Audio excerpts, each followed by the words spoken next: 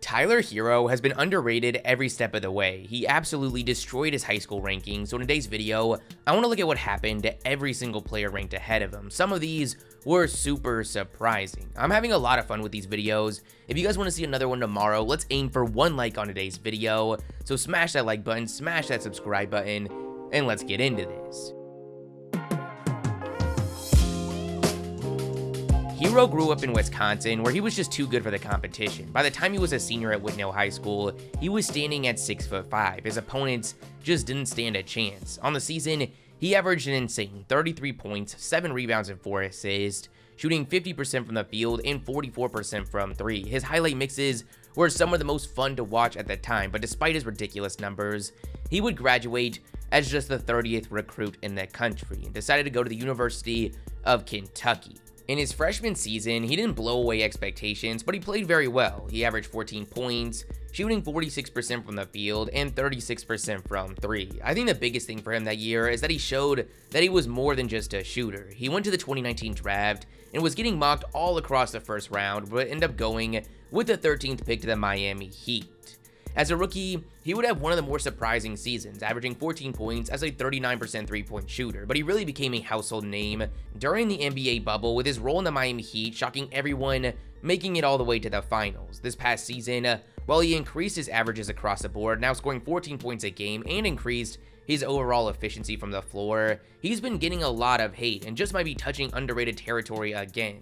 This was just his second season in the league. I know we've gotten used to players like Luka Doncic and Zion Williamson becoming top 20 players in their second seasons, but that's obviously not the norm. The narrative that Herro is just a shooter is just stupid, and we all know what it stems from. Yes, that's a huge part of his game, but he's a legitimate 3-level scorer, and we shouldn't be surprised at all by him taking another big jump next season. But where are all the players that ESPN decided to rank ahead of him in high school? With Herro being ranked all the way down at 30, we've got a lot to get through, so some of these are going to go pretty quickly. Starting it off at 29, we've got Reggie Perry, the 6'8" power forward who ended up going to Mississippi State. He played 2 seasons there, where as a sophomore he would average 17 points and 10 rebounds. That was good enough for him to head to the 2020 draft, where he'd be selected by the Los Angeles Clippers with the 57th pick, but then traded to the Brooklyn Nets. So far, he's bounced around between the G League and the main roster, averaging just 3 points. Andrew Nembhard was the 28th ranked player in the class, a 6'4" point guard who attended the University of Florida. In his 2 seasons there, it wasn't anything special, averaging 10 points on pretty poor efficiency.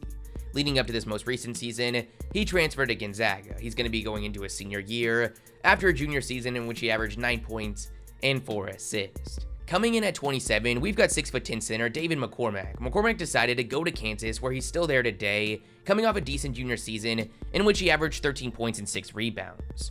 26 is actually a pretty big name, and that's Jellyfam JQ Jahvon Quinerly. Jellyfam took over the basketball side of the internet a few years back, with one of the biggest faces of the movement being Jahvon Quinerly. Despite possibly having the best layup package in the country, his college career didn't get off to a great start. In his freshman season at Villanova, the 6'1" point guard averaged just 3 points on absolutely terrible efficiency. He decided to look for a fresh start and transferred to Alabama, where as a redshirt sophomore this past season, he actually played a huge role in Bama being one of the top teams in the country, averaging 13 points as a 43% three-point shooter. At 25, we've got another familiar face, Immanuel Quickley, the 6'3" point guard who was actually Herro's teammate at Kentucky. As a freshman, he came in with high expectations but really disappointed, averaging just 5 points, shooting 37% from the field, but he took a massive jump in his sophomore season, going up to 16 points as a 43% three-point shooter. This was good enough for him to be selected with the 25th pick in the 2020 draft by the New York Knicks. He had a super impressive rookie season, showing off his two-way ability and great floor spacing, averaging 11 points, shooting 39% from 3, which was good enough for him to make all-rookie second team. 24 was 6'2" point guard Devin Dotson. He ended up playing 2 seasons at Kansas, where he averaged 18 points and 4 assists as a sophomore. He would go undrafted in 2020, but landed a 2-way contract with the Bulls, but spent most of the time in the G League. Next up is 23, and we've got the first player taken ahead of Herro in the draft, Kobe White. The 6'5" point guard would go to North Carolina, where he showed off his speed and scoring ability, averaging 16 points and 4 assists. That was good enough for the Chicago Bulls to grab him with the 7th overall pick in 2019. In his second season this past year, he was solid, averaging 15 points and 5 assists, shooting 36% from the field, but with Lonzo Ball coming to town, I'm really excited to see him jump into that 6-man role where I really think he's best fit. The 22nd ranked player was 6'8" small forward Jalen Hoard. Hoard went to Wake Forest, where he had a solid freshman season, averaging 13 points and 8 rebounds, but nothing to write home about. He decided to go to the 2019 draft, where no surprise he went undrafted, and so far spent most of that time in the G League. 21 was Emmitt Williams, the undersized power forward, spent 2 years at LSU before going undrafted in 2020, and currently plays in the G League.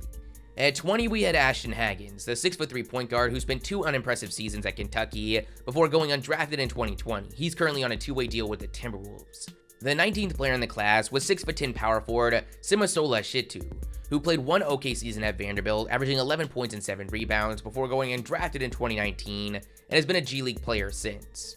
At 18, we've got 6'11" center from Nigeria, Charles Bassey. Bassey spent 3 seasons at Western Kentucky, where this past year, he averaged 18 points, 12 rebounds, and 3 blocks, which was good enough for the 76ers to take him with the 53rd pick in the recent draft. At 17, we've got 6'1" point guard Tre Jones. There was a lot of excitement for Tre going to Duke, given the success his brother Tyus had there. In his freshman season, it didn't go quite as planned, but as a sophomore, he would really turn things up, averaging 16, 6, and 4. He would go to the 2020 draft, where the Spurs grabbed him with the 41st pick in the 2nd round. He's bounced back and forth between the G League, but in the 37 games on the main roster, he's averaged less than 3 points. 16 is probably the best player so far, Darius Garland.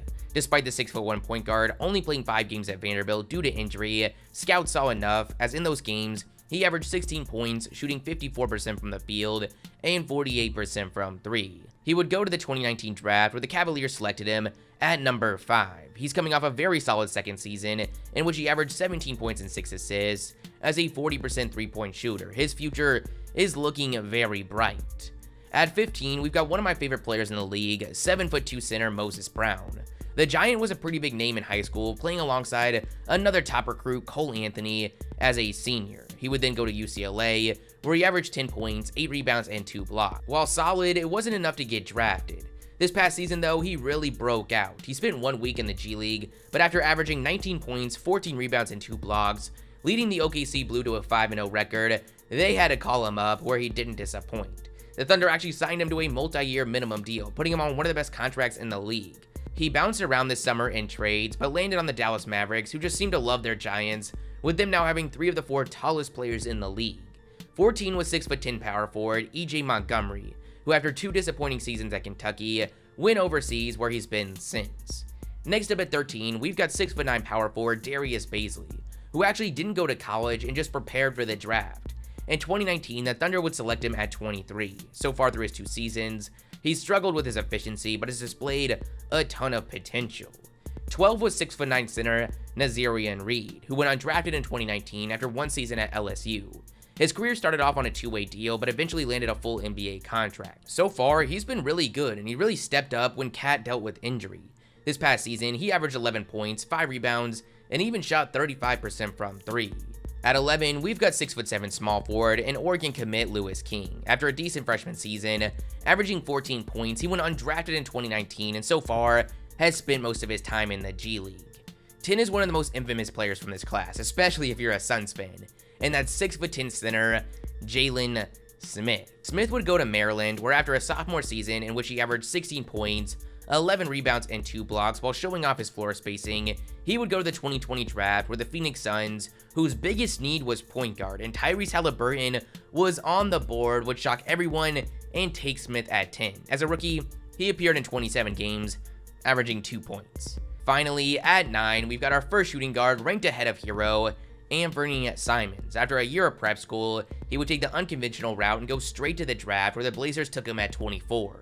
So far, he's been solid. This past season, he averaged 8 points as a 43% three-point shooter. It really feels like a breakout for him is on the horizon. Coming in at 8, we've got just our second shooting guard ahead of Herro, Quentin Grimes. Grimes went into his freshman season at Kansas, projected to be a lottery selection, and looked the part in their opener against Michigan State, but really struggled as the season went on, finishing the year averaging just 8 points. He then decided to transfer to Houston, where he's played the past 2 years, and in this most recent season, he became legitimately one of the best shooters in the country, averaging 18 points, shooting 40% from 3 on over 8 attempts a game. He went to the recent 2021 draft, where the Knicks got him at 25. Don't be surprised to see him with a decent role and make an immediate impact. At 7, we had 6'6" small forward Keldon Johnson, who would end up going to Kentucky, where as a freshman, averaged 14 points and 6 rebounds. He would go to the 2019 draft, where the Spurs took him at 29. In his second season this past year, he averaged 13 points and 6 rebounds, but with DeMar DeRozan heading to Chicago, this is another possible breakout player. 6 was Nazir Little, who went into his freshman season in North Carolina, looked at as a lock for a top selection with his elite athleticism and frame, but after averaging just 10 points and 5 rebounds, and showing no ability to space the floor, he would fall to 25 to the Blazers. So far through his 2 seasons, he's averaged just 4 points a game. And next up at 5, we've got the top-ranked player at Herro's position, Romeo Langford. This is another guy that everyone had at the top of their draft boards going into his freshman season at Indiana. While he averaged almost 17 points a game, his efficiency struggles caused him to slip to 14. All signs point to him being a bust so far, with him averaging less than 3 points on terrible efficiency through 2 seasons. This class had so much hype at the time, mainly due to the top 4 prospects. So starting it off at 4, we've got Bol Bol, the 7'2" center, son of legend Manute Bol, would go to Oregon, where to start the season through 9 games, he was absolutely electric. He averaged 21 points, 10 rebounds and 3 blocks, shooting over 50% from the field and from 3. Scouts had no choice but to project him as a top 5 pick, but after an injury that cut his season short and caused long-term concerns, he would fall all the way to the 44th pick in the 2nd round of the Denver Nuggets. His career's been interesting so far, because whenever we've gotten the chance to see him, he's looked amazing. There just isn't much of an opportunity available in Denver. At 3, we had Cam Reddish. The 6'8" small forward had a ton of hype coming out of high school and decided to attend Duke. Most mocks had him going with one of the first 2 picks in the draft before his freshman season, but after struggling, shooting just 36% from the field, his stock slipped. Even with the struggles though, the upside was too high and the Hawks grabbed him with the 10th overall pick in 2019. So far in his NBA career, he's dealt with some injuries, had ups and downs. His overall efficiency hasn't been great, but man, has he really flashed some elite potential at certain moments, including Game 6 of the Eastern Conference Finals, where he went 6 for 7 from 3, just 3 games into returning from injury. Zion Williamson was at 2, and we all know what happened to him.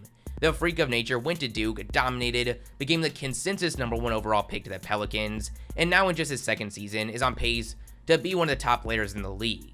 The top-ranked player in the class was RJ Barrett. Alongside Reddish and Zion, Barrett went to Duke, where he was one of the best players in the country.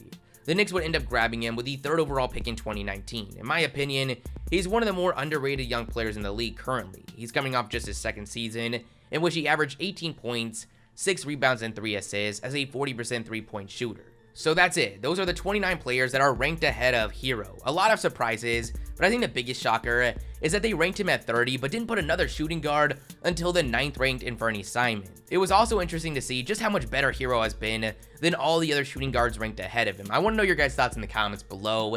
If you liked the video, smash the like button, smash the subscribe button, and I'll catch you guys next time. Peace.